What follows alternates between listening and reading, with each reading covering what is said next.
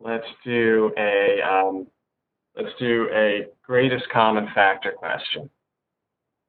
All right, greatest common factor. Okay, so let's say I want to try to find the greatest common factor between 144 and 60. So what we're going to do is we're going to use a comparison between their prime factorization trees. So the first thing I need to do is I need to do the prime factorization tree of each. So you guys can do this along with me. So 144 can break down into 12 and 12,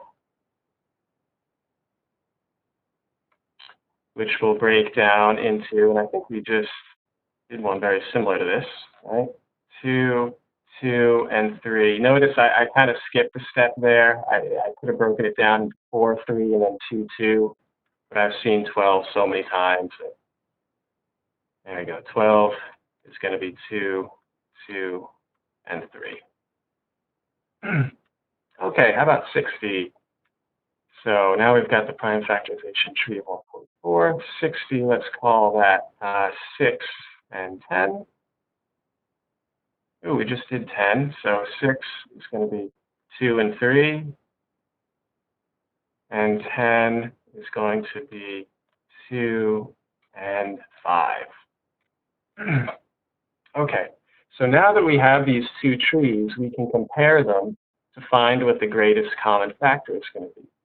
So the greatest common factor is going to be the product of all the shared prime factors. So what what I'm going to do is I'm going to look at these two trees, and I'm going to find which of these do they have in common, which do they share.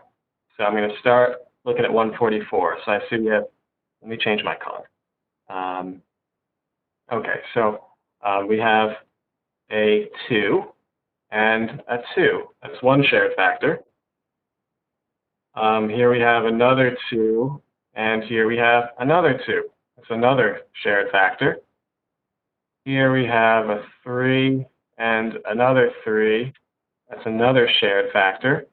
And I'm looking at the rest, and these, no, they don't share any more factors. So we have 2, 2, and 3.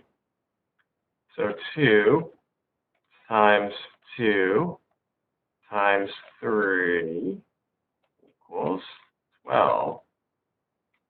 So the greatest common factor of 144 and 60 is 12. All right, so it's the product of all of these shared prime factors.